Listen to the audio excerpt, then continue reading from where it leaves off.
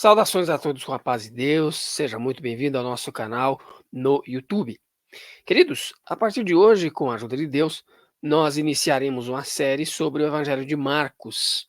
Porém, antes de entrarmos de cabeça no Evangelho de Marcos, nós faremos duas pontuações importantes.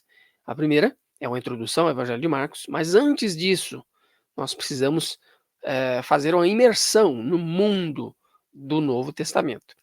Por que isso é importante? Porque, veja, para um leitor atento das Escrituras, ao terminar de ler o Antigo Testamento e já iniciar o Novo Testamento, ele perceberá que o mundo é um pouquinho diferente do que ele viu em páginas atrás.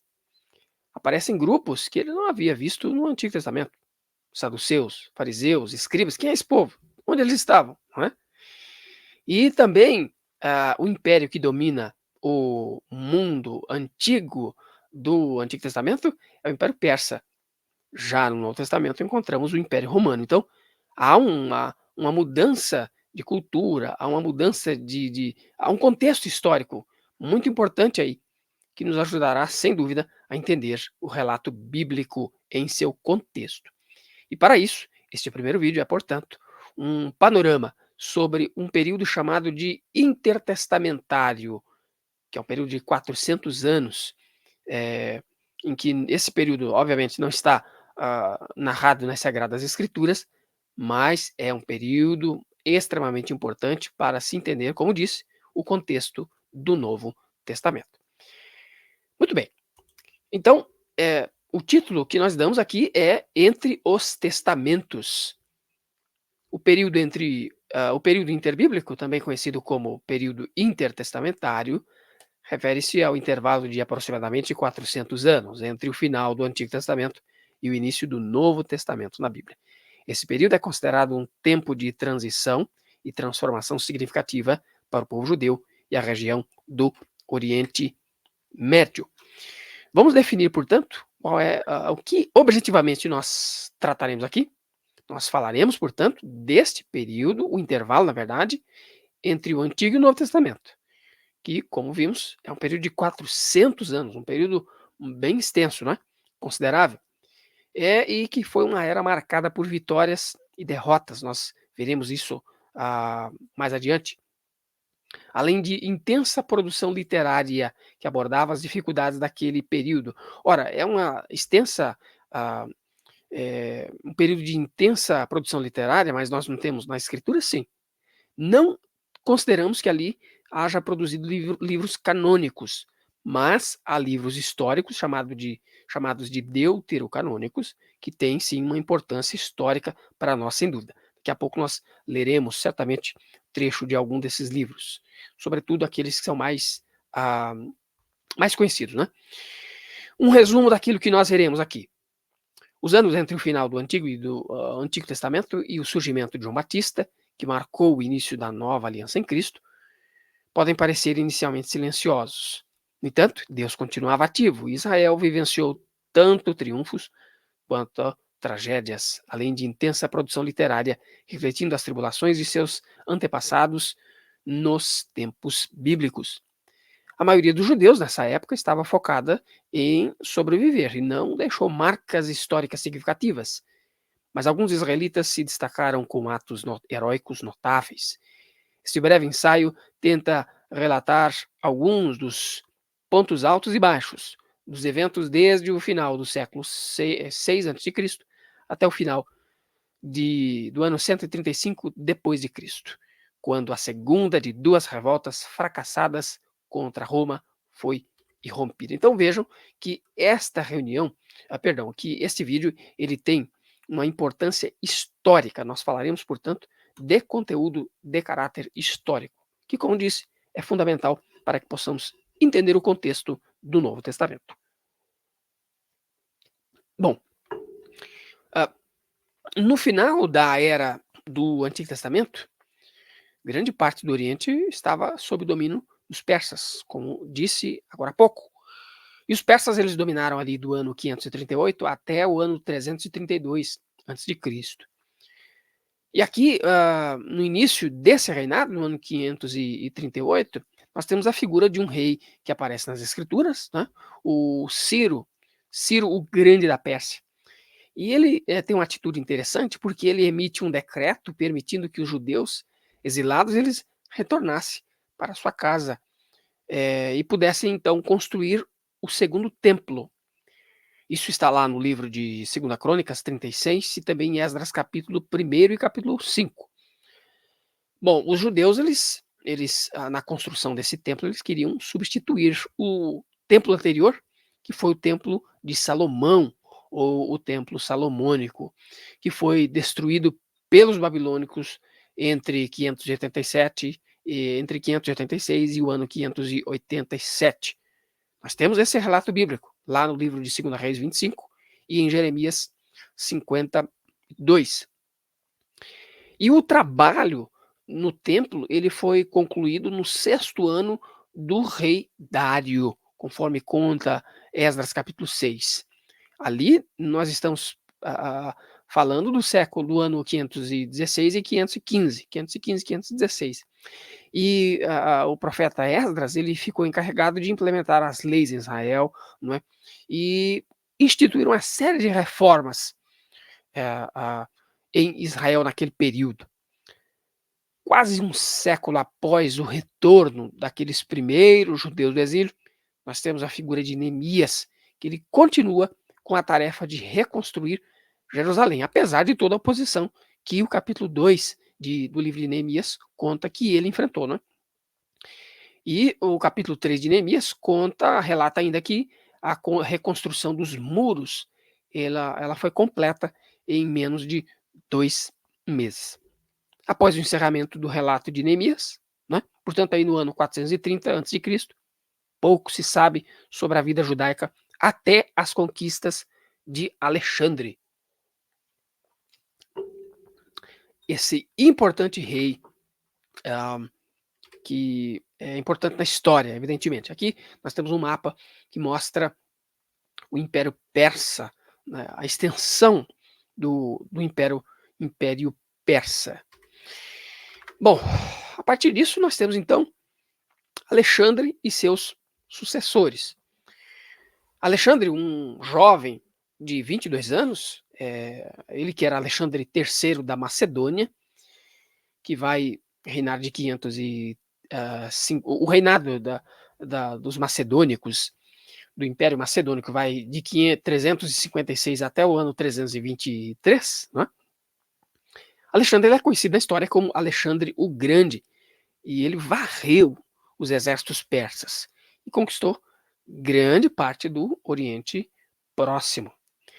No entanto, esse jovem imperador, esse jovem rei, as suas conquistas elas chegaram a um fim de forma muito repentina no mês de junho de 323 a.C., quando ele morreu de uma doença aos 32 anos de idade. Conta-se, né, pelo que se diz na história, que provavelmente ele morreu de febre tifoide. E vejam, ele não deixou um sucessor, ele deixou um império muito vasto, né, mantido por uma união muito frágil entre imperadores, entre generais, mas ele não deixou absolutamente nenhum sucessor direto, nenhum sucessor aparente. Isso aí deixou um vácuo de poder que desencadeou uma série de violentas guerras travadas entre as dinastias dos seus supostos sucessores. E aí, vejam que aqui nós temos um ponto marcante, porque os seus sucessores vão dividir esse vasto império macedônico, não é? Aqui nós temos o mapa demonstrando, mais uma vez, as conquistas desse império macedônico. Mas essa dinastia vai se dividir e vai dividir também o império. E existem aqui duas dinastias que são concorrentes: a de Ptolomeu e a de Seleuco. Ptolomeu e seus descendentes eles vão dominar grande parte, por exemplo, do Egito e também a Judéia. desde o ano 301 até o ano 198 antes de Cristo. Já os Seleucidas, Seleuco, que adquiriu vasto território na Síria e na Judéia, ele vai governar de 198 até o ano 167 antes de Cristo.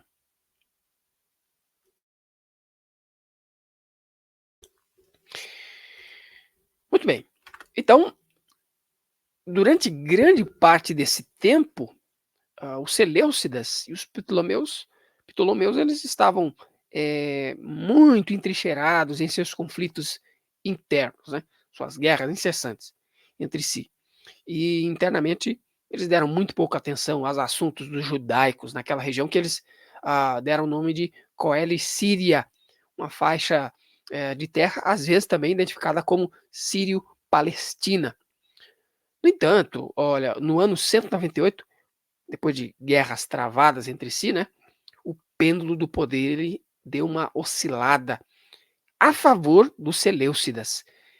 Então, o rei Antíoco III, chamado de Antíoco o Grande, ele procurou expandir seu reino, quando algumas de suas possíveis vítimas eles apelaram ao poder emergente, que era o poder de Roma, ali, né? E a intercessão de Roma resultou na dispersão do exército de Antíoco e na imposição de pagamento de indenizações nesse período. Então, a dívida que eles que eles adquiriram com Roma, ela foi passada de sucessor para sucessor, de governo para governo entre os Seleucidas. E eles, evidentemente, com essa dívida com Roma, eles foram sobrecarregados com impostos, né? Enfim, com arrecadações de fundos de forma muito considerável. Um governante que vai se destacar aqui a essa altura é Antíoco IV Epifânio. Nós temos aqui a foto, né? Na verdade, não é bem a foto, é a moeda cravada aqui com Antíoco Epifânio, que foi um rei helenístico que governou o Império Seleucida de 175 até sua morte em 164. Mas vejam, este governante aqui, Antíoco IV Epifânio, ele volta a sua atenção para os judeus. Por quê? Porque surge um cidadão chamado Jasão, que ele apela a esse governante, ao governo dos Seleucidas, com a proposta de que ele possa controlar Jerusalém e, especialmente, que ele possa ser o sumo sacerdote na religião judaica. Ora, e o que ele tem em troca para os governantes seleucidas? Um suborno de 590 talentos de prata. Eu fiz um cálculo aqui, aproximadamente isso daria em reais cerca de 73 milhões de reais, né? É claro, foi um cálculo assim, aproximado, né? Deixa aqui no comentário se algum de vocês, dos irmãos, conseguiu fazer chegar a um valor próximo, ou talvez a um valor mais coerente, né? Mas Jazão ele oferece aqui 590 talentos de prata para controlar Jerusalém e para ser, então, sumo sacerdote. E Jazão, então, ele assumiu esse cargo. E aqui nós temos uma mudança interessante a se observar, porque ele imediatamente ele muda os costumes de seus patriotas para o modo de vida grego. Lembremos, o Império Macedônico é um império de cultura grega. Essa cultura também é chamada de helenística, não é? Mas isso foi um sacrilégio para o judeu piedoso que vivia em Jerusalém, porque isso foi algo absurdo. Não é? Porque, vejam, no Antigo Testamento, o cargo de sumo sacerdote ele deveria ser hereditário. Ele não era um cargo que você conseguiria meramente através de uma transação, né, fazendo um comércio daquela posição, comprando a posição.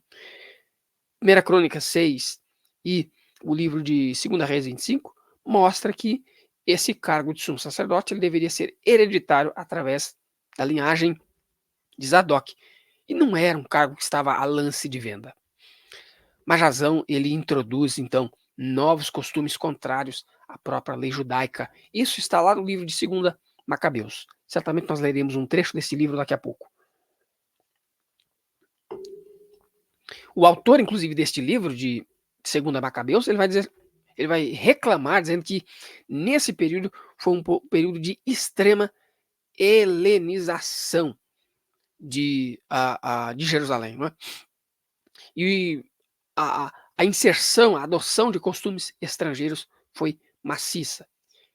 Jazão era um homem consideravelmente mau que desprezava, né, a religião judaica de fato, porque ele, ao trazer esses costumes, ele corrompe os demais sacerdotes, porque eles negligenciam, a partir de agora, os serviços no altar, e cada vez mais eles se apressam às formas gregas de cultura, né, aos prestígios da helenização.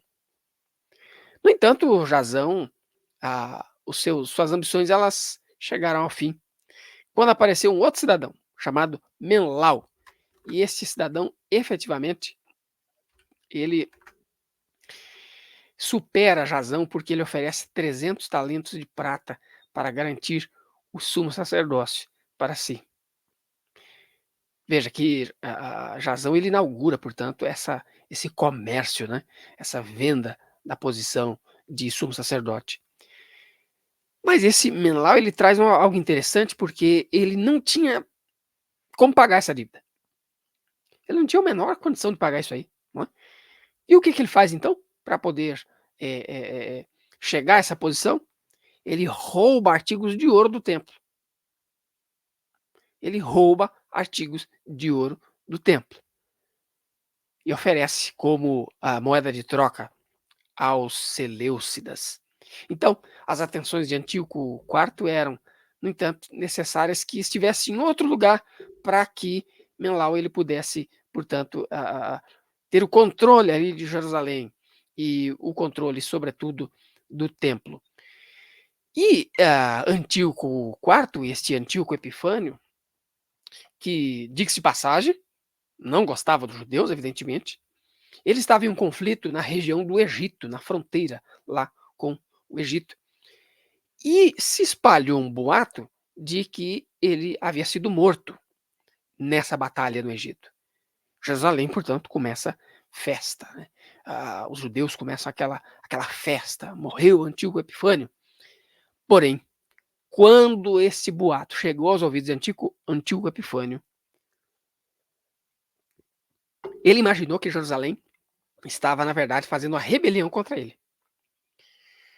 E ele abandona todos os seus negócios, né, na região que ele estava ali no Egito, e ele volta com o seu exército em massa e em fúria para Jerusalém. O livro de Macabeus, capítulo 1 e 2 de Macabeus, além de Joséfo, do livro de Joséfo, vai falar sobre isso, né? Este aqui é um período marcante para os judeus, porque uma perseguição intensa se instala contra os judeus. Vejam, sobre as ordens de seu comandante, os soldados eles mataram 80.000 pessoas de forma indiscriminada e venderam o mesmo número de 80.000 pessoas como escravos. Foi um período realmente terrível para os judeus. E veja, logo Antíoco Epifânio ele entrou no templo e ele saqueou os vasos sagrados e profanou aquele santuário sagrado dos judeus. Né? Agora, vejam um relato interessante do livro de 1 Macabeus, capítulo 1. Vejam só.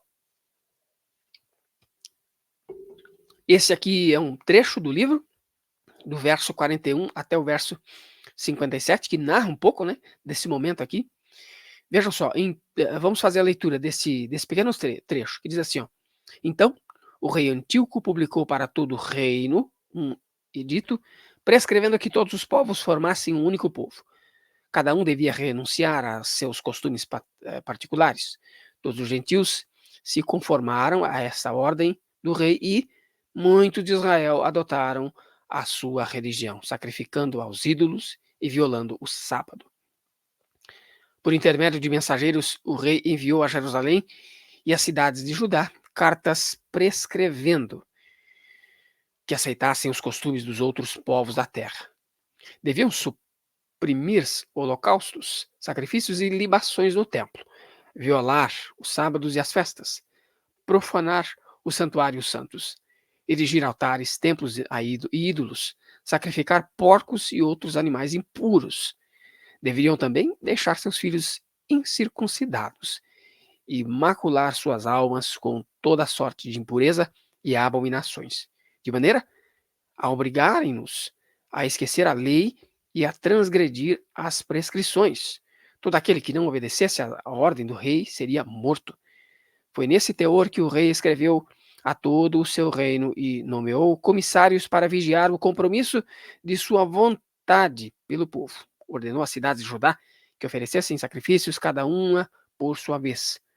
Houve muitos dentre o povo que colaboraram com eles e abandonaram a lei, fizeram muito mal no país e constrangeram os israelitas a se refugiarem em asilos e refúgios ocultos. Então, esse aqui é um pequeno trecho, né, do livro dos Macabeus, narrando, portanto, o momento que eles estavam vivendo ali, né? Esse decreto de Antíoco Epifânio exigindo, então, que todos abandonassem seus costumes ancestrais, né?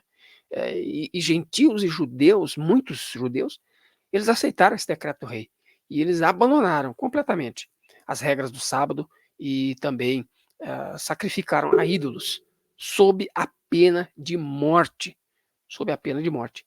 E o rei, então, ele proibiu expressamente festas, sábados, a circuncisão em Jerusalém e em Judá. Mas ainda, como nós vimos, eles deveriam sacrificar animais impuros e construir santuários para ídolos, para que se esquecessem absolutamente da lei e mudassem a todas as ordenanças. Então essa foi uma tentativa, né, de Antíoco Epifânio em destruir a religião judaica, a cultura judaica. E veja que o texto ali mostra que ele colocou inspetores, né, para fazer cumprirem cidade após cidade todos esses seus decretos. Mas ainda, olha que coisa que é dito até um pouco mais abaixo, deixa eu ver, eu acho que está em outra citação, né? Enfim, deve estar em outra citação. O fato de que o templo dos judeus, ele foi profanado e ele foi tornado em templo do Zeus Olimpo, em templo de Zeus Olimpo. E havia também um templo em Gerizim, que ele se tornou templo de Zeus, o amigo dos estranhos. Então, o Templo de Jerusalém se tornou um cenário de devassidão, de prostituição e ofertas abomináveis a ídolos, né? E os judeus eram, portanto, forçados a participar das festas de outras divindades, por exemplo, do deus Dionísio e dos sacrifícios aos pagãos. Isso está registrado também lá no livro de Macabeus, capítulo 6, de 6 até o verso 8. As mulheres, elas eram ridicularizadas e muitas foram mortas porque elas circuncidaram os seus próprios filhos. E aqueles que buscavam refúgio eram traídos e queimados também no sábado, recusando-se até mesmo a se defender, porque para eles o sábado era um dia sagrado. Então, se for para que eu morra no sábado, eu prefiro morrer do que profanar o sábado. Era a atitude daqueles judeus mais zelosos, né? E aqui nós temos um relato interessante a se observar sobre esse período macabro, né, dentro dos judeus, que está no livro de 2 Macabeus 7. Notem bem a tamanha crueldade a qual os judeus foram submetidos naquele período. Aqui é o verso o primeiro até o verso 7. Vejam só o que diz. Havia também 7 irmãos que foram um dia presos com sua mãe, e que o rei, por meio de golpes de azorrague e de nervos de boi, que aqui é um chicote, né? Azorrague é um chicote, quis coagir a comerem a carne proibida de porco. Que rei nós estamos falando aqui? O rei Antíoco Epifânio. Um dentre eles tomou a palavra e falou assim em nome de todos. Que nos pretendes perguntar e saber de nós? Estamos prontos a morrer antes de violar as leis de nossos pais. O rei, fora de si, ordenou que aquecessem até a brasa assadeiras e caldeirões.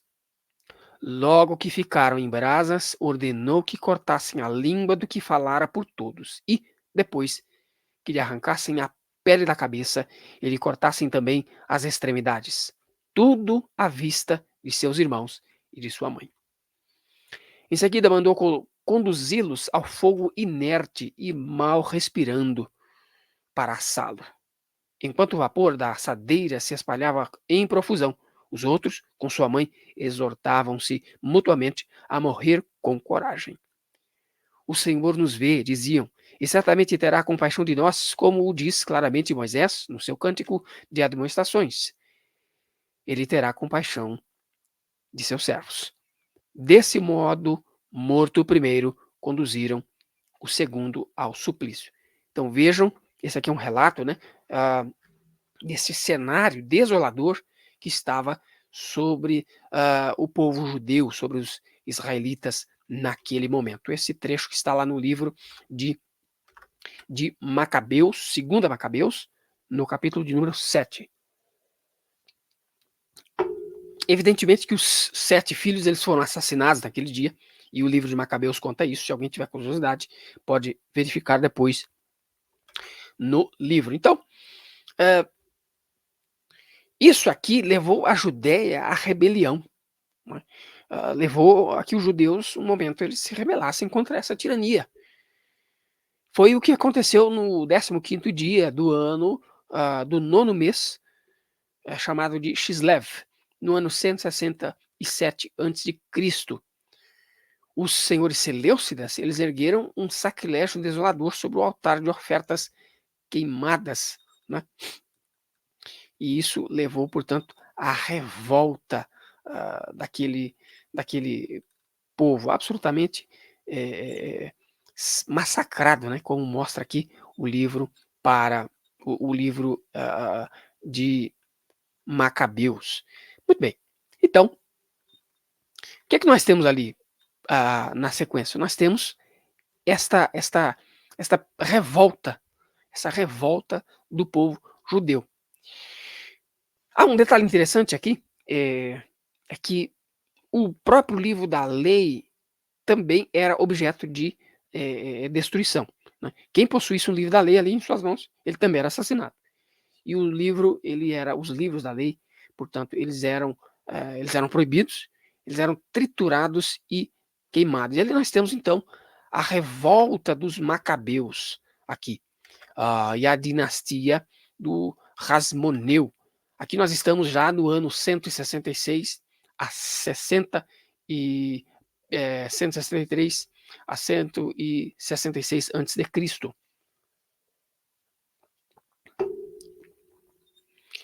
Então, diante desse cenário aqui, a oposição ela surgiu sob a liderança de um personagem chamado Matatias.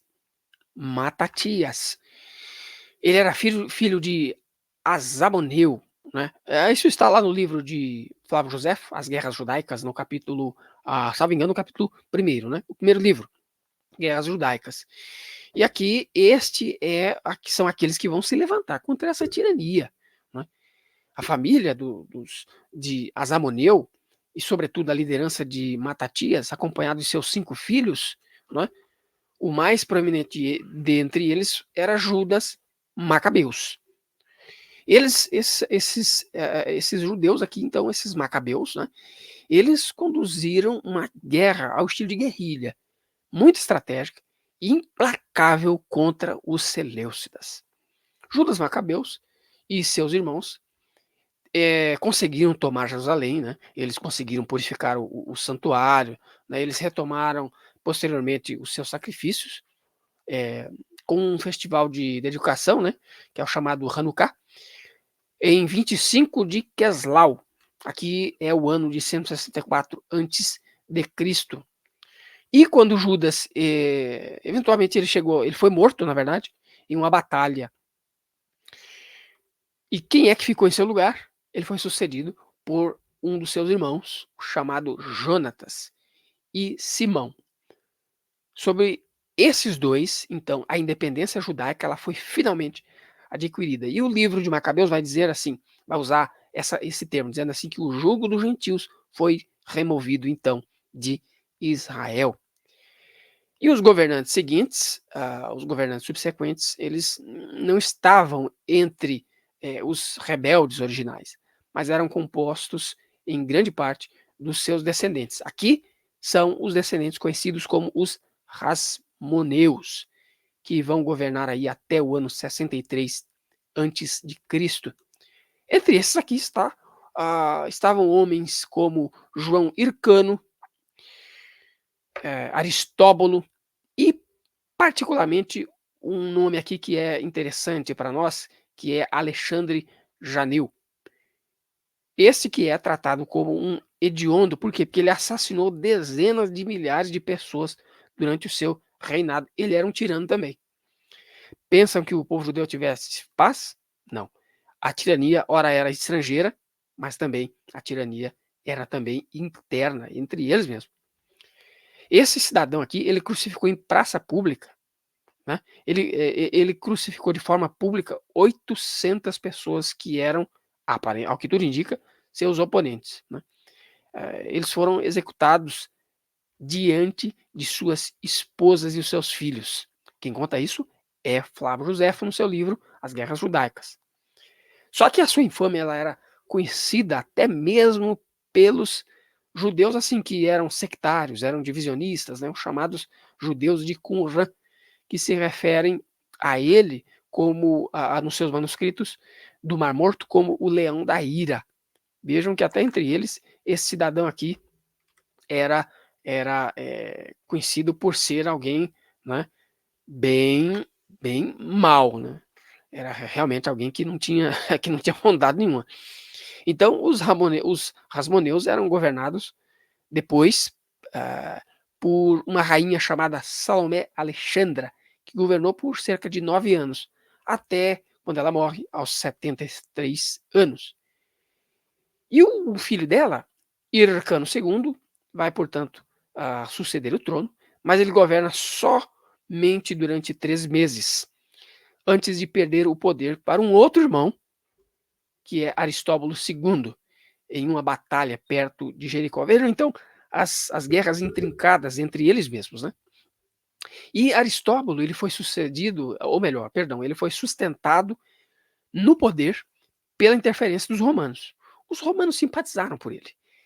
Isso ocorreu sobre o general Escauro, que foi despachado pelo imperador Pompeu para tratar dos assuntos ali na região da Sírio-Palestina, naquela região da Judéia, né?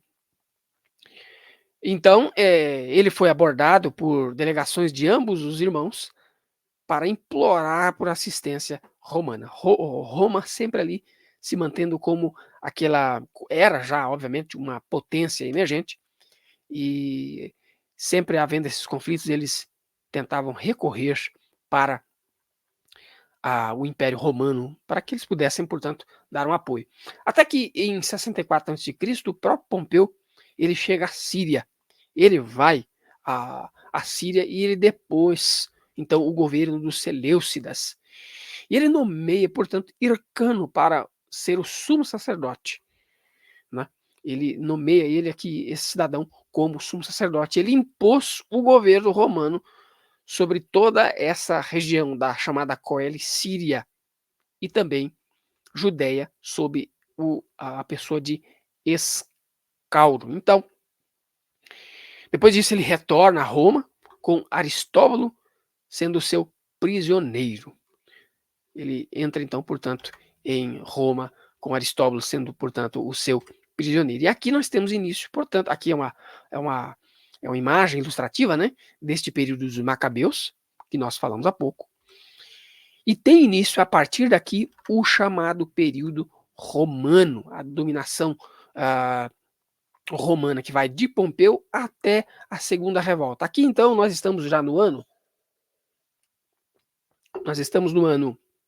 63 a.C., e nós vamos até o período de 135 depois de Cristo. Notem um detalhe interessante da história. Ali nós temos a primeira fotografia de Pompeu, portanto, a pintura, né, de Pompeu.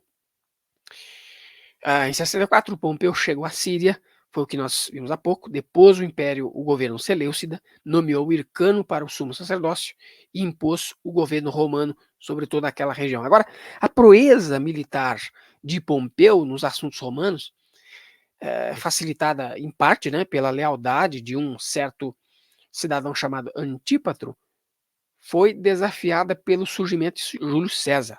Por quê? Porque quando Pompeu morreu, ele morre no ano 68 a.C. Notem que os anos eles vão diminuindo, porque a pessoa de Cristo, o nascimento de Cristo, divide a história do mundo em dois períodos, antes dele e depois dele. Aqui nós estamos em contagem regressiva, não é? Até o início, portanto, do Novo Testamento. Mas quando Pompeu morre, então no ano 48 a.C., Antípatro e outros eram considerados oponentes de César. E César agora ele é assunto ao poder. E Antípatro, ele está numa posição consideravelmente precária, não é? Só que Antípatro era um homem extremamente inteligente. Em linguagem popular, Antípatro não era bobo. Ele, usando a sua habilidade, ele transforma essa situação de aparente infortúnio em vantagem a seu favor. Especialmente em um detalhe, veja só. Júlio César, César ele estava em uma campanha militar contra o Egito, no ano 47. E o que é que Antípatro vai fazer? Ele usa ele vai com o seu exército ajudar a, a, a campanha militar de César ali. Ele vai em ajuda. E, como José afirma sucintamente, Antípatro ele muda de lado e cultiva a partir desse momento, porque Júlio César ele vai ser vitorioso, né, nessa batalha, e ele cultiva então a amizade de Júlio César. Antípatro, portanto, ganhou marcas de amizade de Júlio César. E aqui ele conquista algumas coisas. A primeira, pelo menos duas que a gente pode destacar, é que ele conquista uma cidadania romana e também a liberdade de pagar impostos. Antípatro está livre, então, dessas obrigações de pagar impostos. Além disso, quando César ele sobe, então, definitivamente ao poder, ele deu a este Antípatro tanto o governo de procurador da Judéia, quanto a permissão para reconstruir os muros de Jerusalém, que foram destruídos por Pompeu. Bom, Antípatro, por sua vez, ele designa o seu filho, Herodes, para governar a Judéia. Quem conta isso, mais uma vez, é Joséfo, né, em seu livro As Guerras Judaicas. E aqui nós temos, então, essa figura do jovem Herodes, ele que vai se destacar, né, pela sua habilidade militar, né, evidentemente. Herodes, então, ele foi declarado rei da Judéia pelo Senado romano, ele que sucedeu, portanto, ao seu pai. E o Senado romano, vejam que essas famílias já estão a essa altura com amizade com as maiores autoridades do Império Romano, né? Ele vai ser declarado, portanto, rei pelo rei da Judéia, pelo Senado romano, e ele consolidou seu poder em Jerusalém na primavera de 37 antes de Cristo. Herodes, ele era conhecido como Herodes o Grande, não é?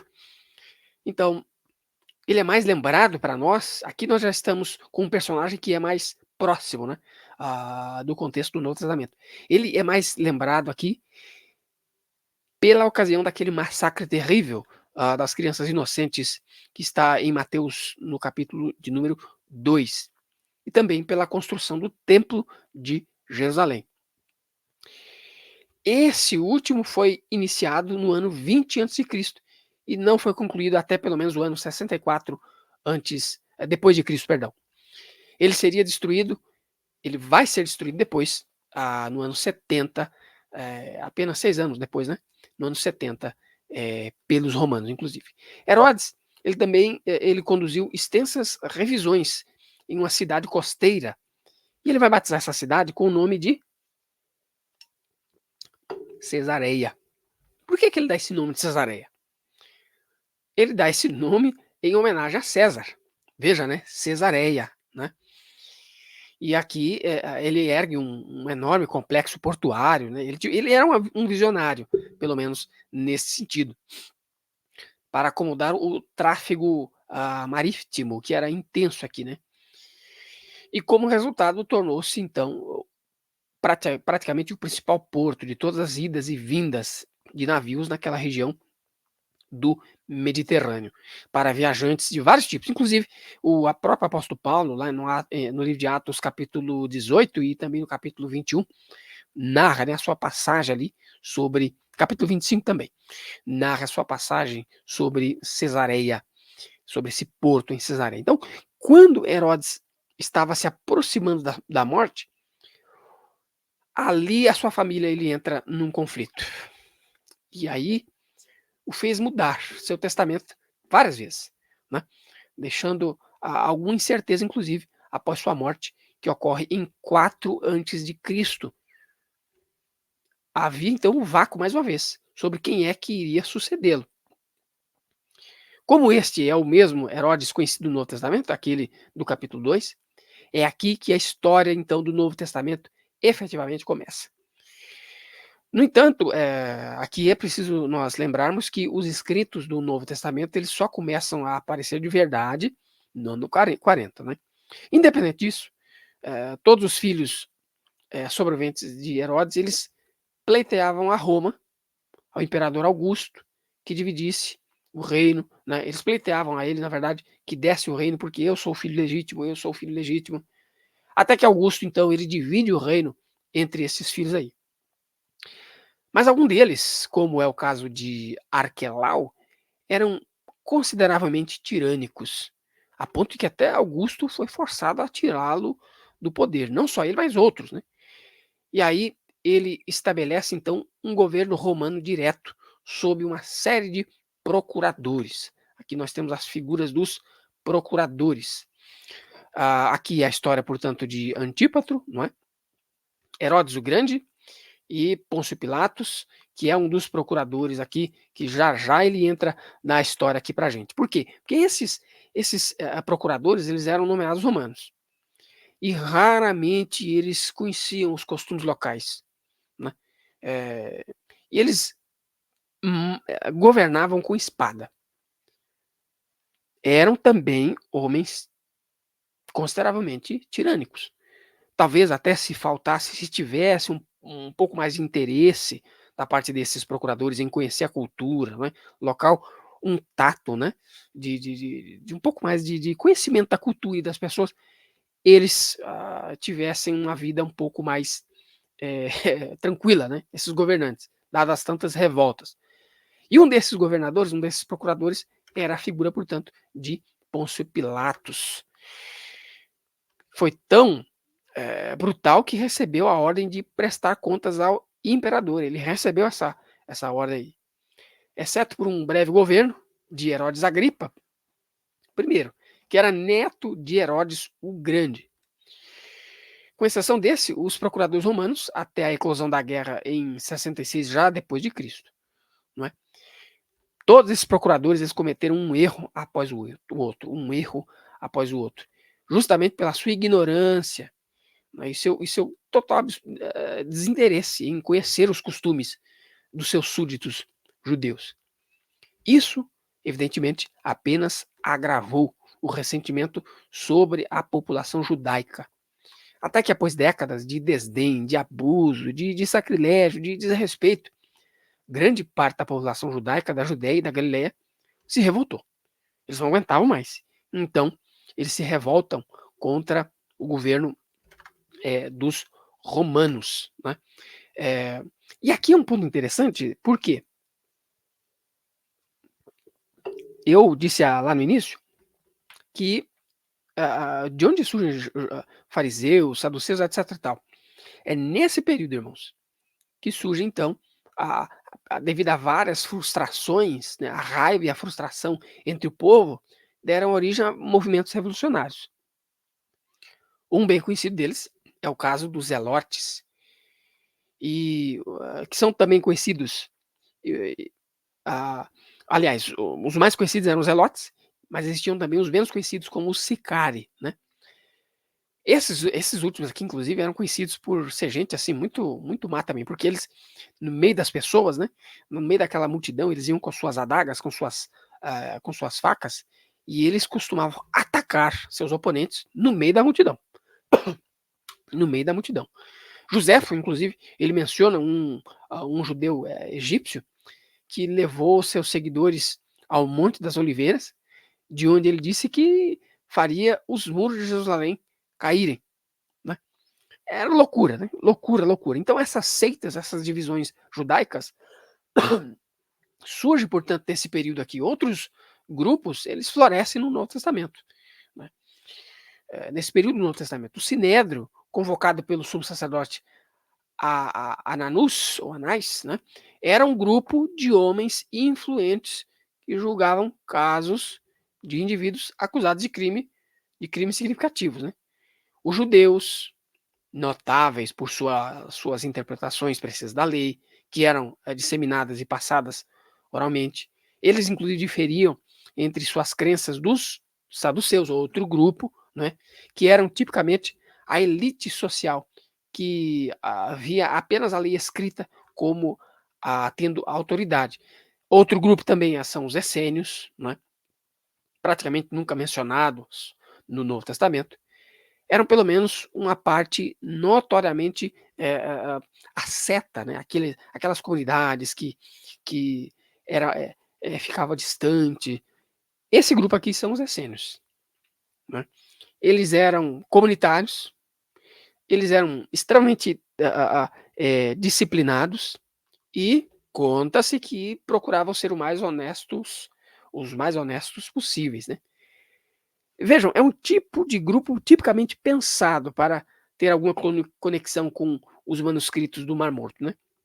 Aliás, esses pergaminhos são um esconderijo, né, de antigos documentos judaicos escritos no máximo no período aí do primeiro século do período primeiro século já depois de Cristo, né? E foram encontrados em tempos mais recentes no Mar Morto, em um local que hoje que é conhecido como Qumran. Pois é, esses aqui, eles fornecem uma janela até complicada para as crenças e práticas de uma comunidade judaica isolada, né, que vivia no deserto, para preparar o caminho do Senhor. Vejam essa expressão, notem isso. Quem é que nos lembra disso? Nos lembra, portanto, eh, do profeta João Batista, né? Enfim, aqui nós vemos então esses vários grupos que surgem, as chamadas seitas judaicas, né? Que surgem durante este período ali, né? Bom, e aqui nós temos um período posterior, porque durante todo o conflito que se seguiu, os judeus, especialmente em Jerusalém, eles estavam profundamente divididos sobre lutar e obedecer aos romanos ou não, né? A maioria dos judeus, no entanto, eles queriam apenas sobreviver, né? Porque havia uma carnificina que estava fervendo dentro dos muros da cidade. Dentro dos muros da cidade. E Vespasiano, sabendo, o imperador aqui, nós já estamos no nome de Vespasiano, esse imperador, ele sabendo dessa série de conflitos, né, ele ficou contente em permitir que a luta interna amadurecesse. Acha que ele achou ruim? Não. Ele achou foi bom.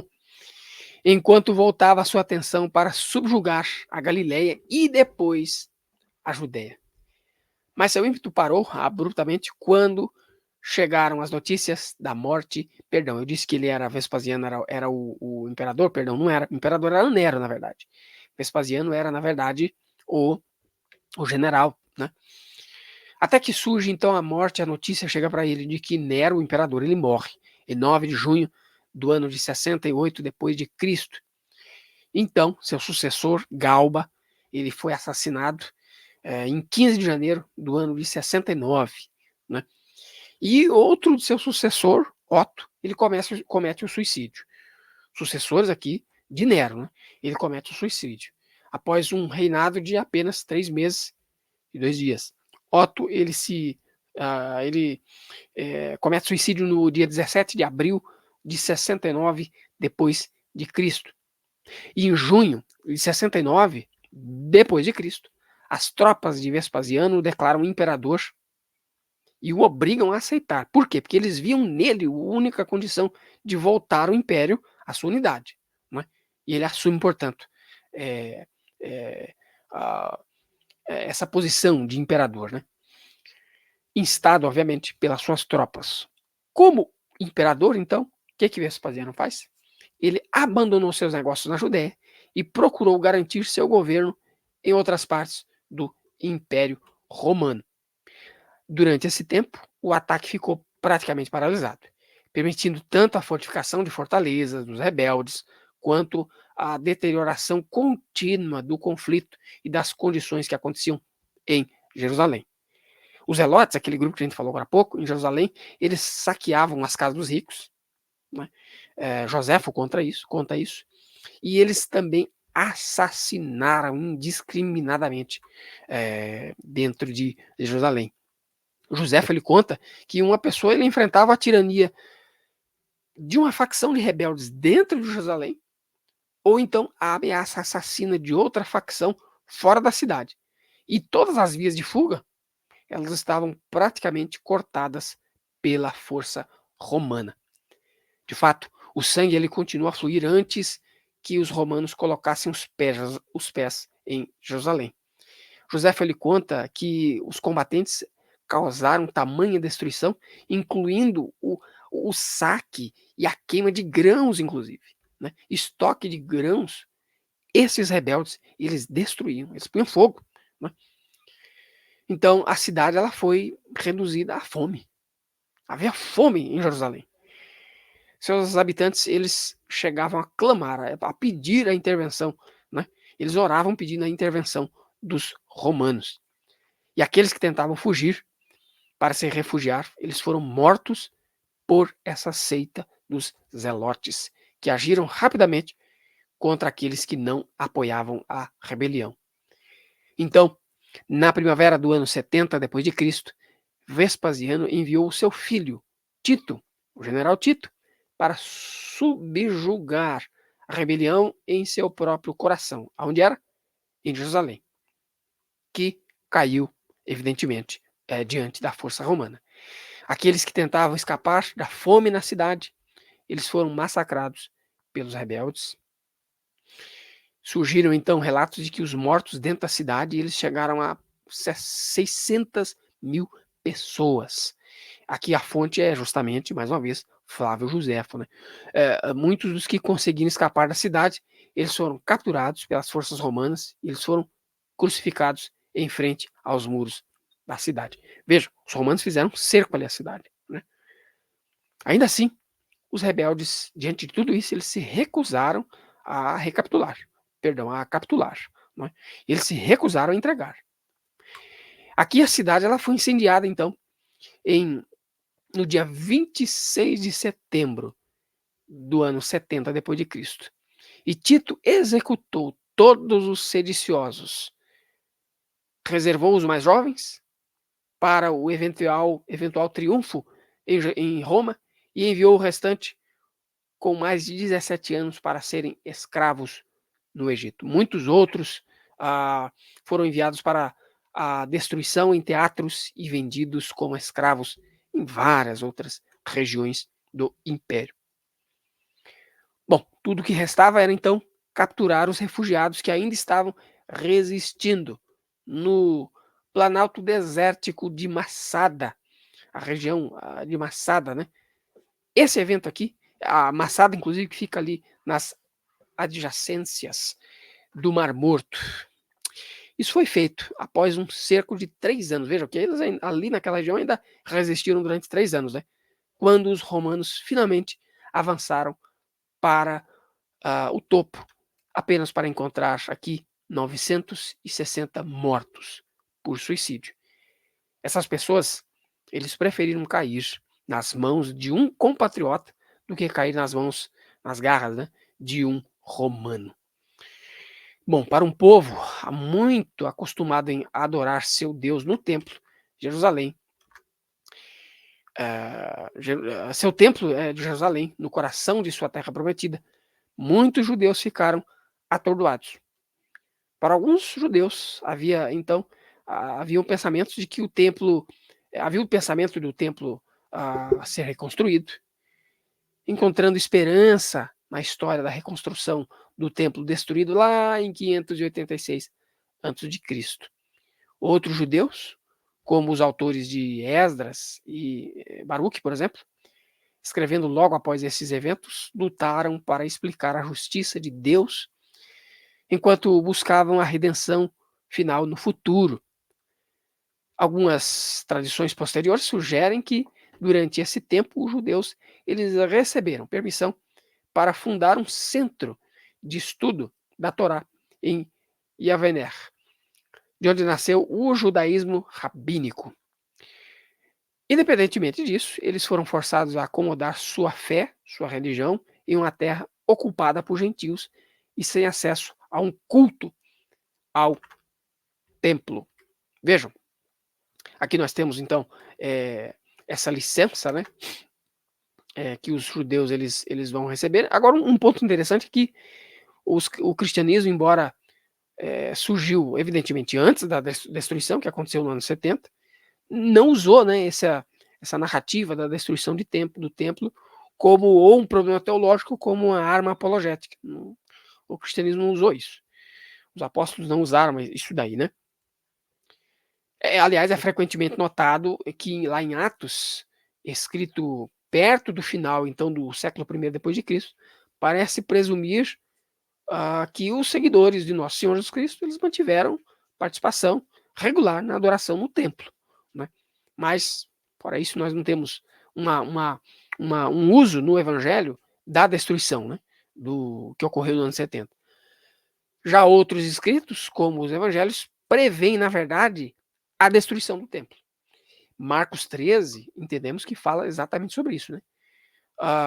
Sobre a destruição do templo, enquanto outros ainda consideram todo o culto como uma mera sombra do sacrifício realizado pelo Senhor Jesus Cristo. Nós entendemos, como disse, reforçando, que Cristo profetizou, né, lá em Marcos 13, a destruição do templo. Bom, o povo judeu, durante esse período, estava acostumado há muito tempo a um governo brutal de forças externas, gentios.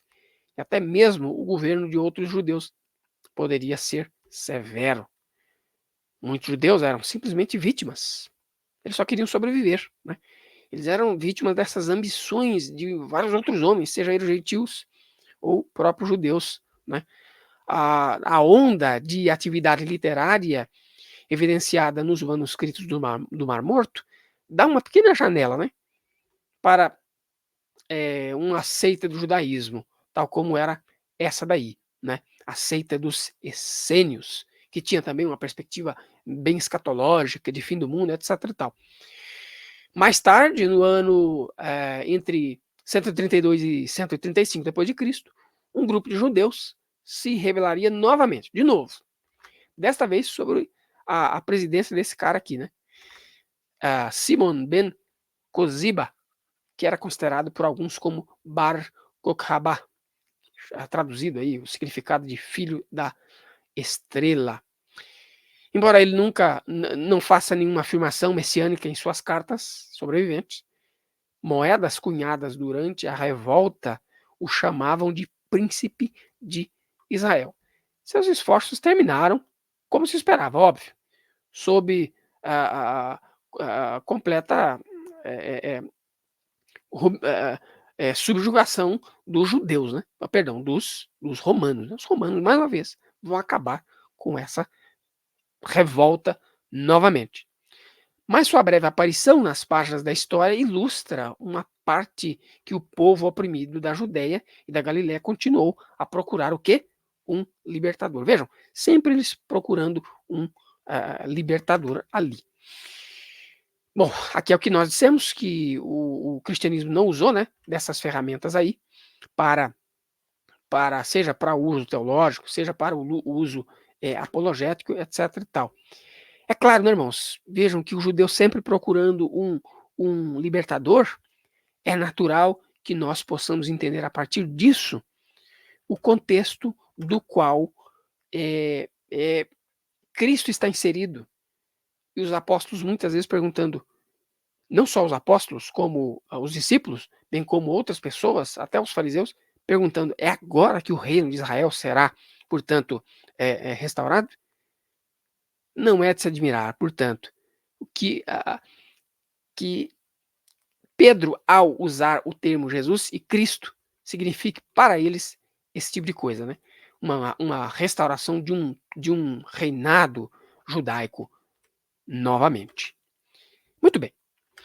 Este aqui, então, é o resumo, portanto, desse período chamado de interbíblico ou intertestamentário. Né? Aqui são as fontes que foram usadas durante a nossa pesquisa. Né? O livro de Enéas Togmini, o período intertestamentário, livro da editora Ragnus, também o livro Mundo do Novo Testamento, da editora Vida, livro muito interessante, inclusive, escrito por J. Packer e companhia, além de uma outra série aqui faltou colocar, inclusive, a referência de Flávio Joséfo. Muito bem. Dito tudo isso aqui, queridos, nós chegamos ao final, então, desta introdução a este período interbíblico, ou período intertestamentário. Tendo tudo isso, todas essas informações históricas, esse pano de fundo histórico, agora sim, nós já conseguimos entrar no Novo Testamento e entender o surgimento, né, das muitas seitas judaicas, as divisões judaicas, né, esses partidos judaicos. Mas não só isso, a expectativa messiânica, a expectativa que eles tinham de um libertador do povo judeu. Isso tudo são informações muito valiosas para nós. Portanto, no próximo vídeo, nós vamos fazer uma introdução já, portanto, ao livro de Marcos. Ao livro de Marcos. E em vídeos posteriores nós faremos, então, sobre o primeiro capítulo e demais capítulos do Evangelho de Marcos. Muito bem. Deus abençoe a todos vocês. Nós nos encontraremos, portanto, no próximo vídeo. Fiquem todos com a paz de Deus.